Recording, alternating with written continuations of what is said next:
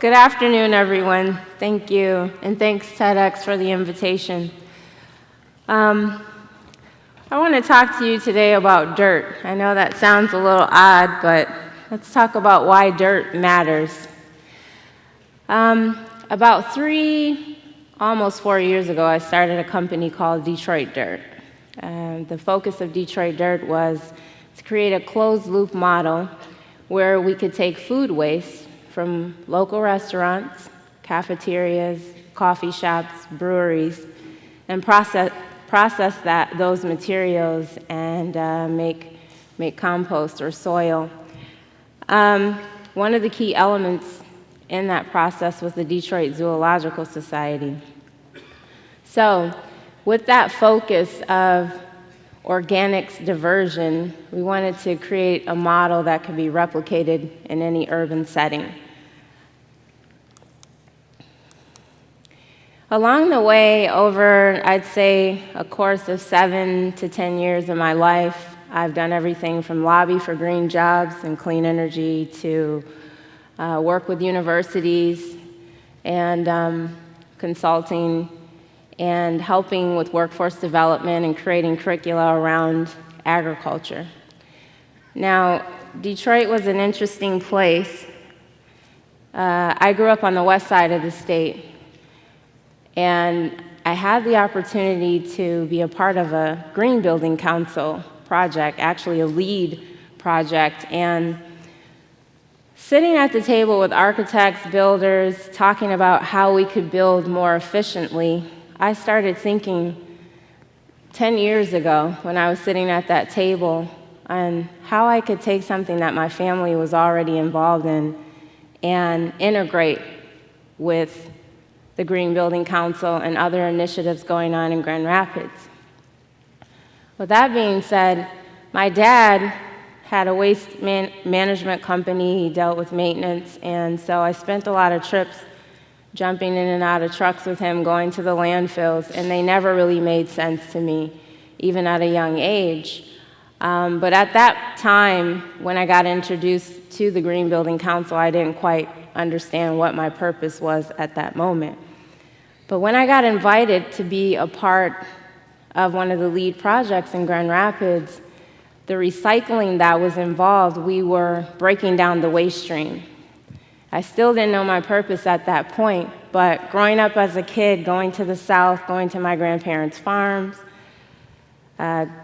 being involved with my dad's business, jumping in and off of tractors, going to the landfill, all of that along the way has something to do with where I am today, presently. Detroit Dirt. The last 3 years, the urban farming movement took off, really in the last 4 years. And I'm not going to say that I'm one of the people who's responsible for urban farming. I'm just one of the people who are able to sit at the table and be involved with some of the leaders in the community who believe that urban agriculture was a key element to Detroit. So when you look at the vacant land, the contaminated soils, the fact that we need to be growing locally, we need to be building a new economy here, I felt like with all of my past experiences, that Detroit Dirt's closed-loop model could help empower Detroit locally. So we wanted to become an engine for the urban farming movement as well as waste reduction.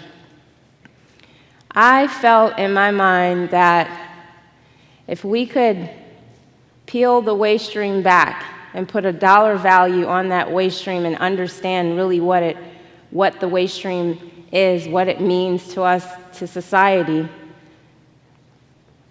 I thought that I could empower and influence people to look at how much we were wasting, especially corporations. And I knew that job creativity could come from this. I knew that curriculum could be developed from waste alone. So here's a picture that's showing what we do on a day-to-day.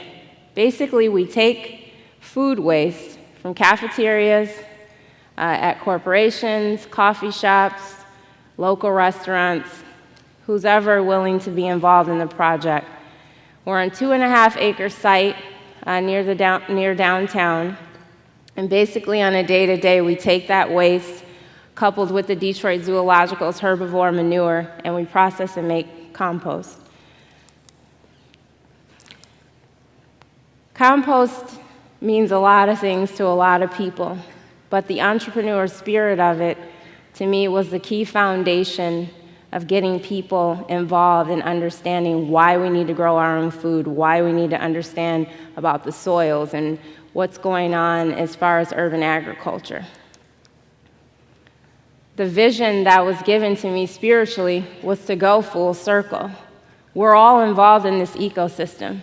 When we look at climate change, when we look at waste, we can talk about all of the different things that are going on in the environment. The circle is the key because we're all involved in that.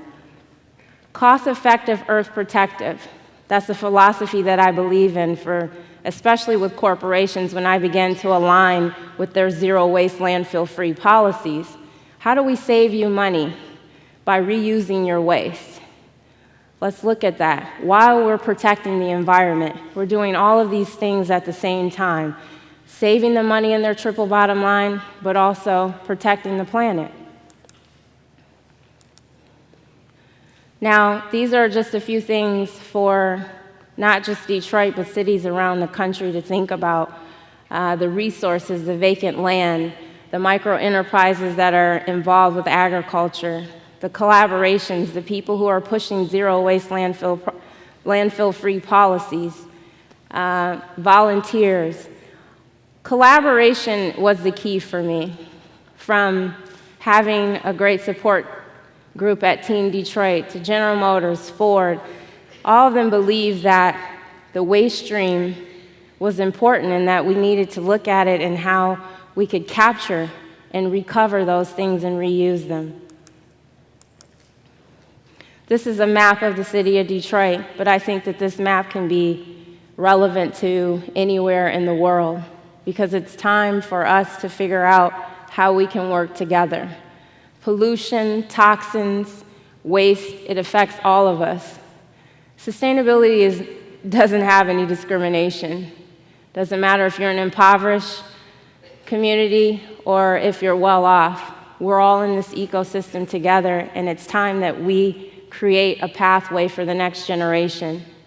What we do today with our earth and the innovation that we create for tomorrow is what's important. So it's not about me, it's not about you, it's about what we're going to do today for the next generation and creating innovation around climate change and protecting the environment. Thanks for your time. Thank you.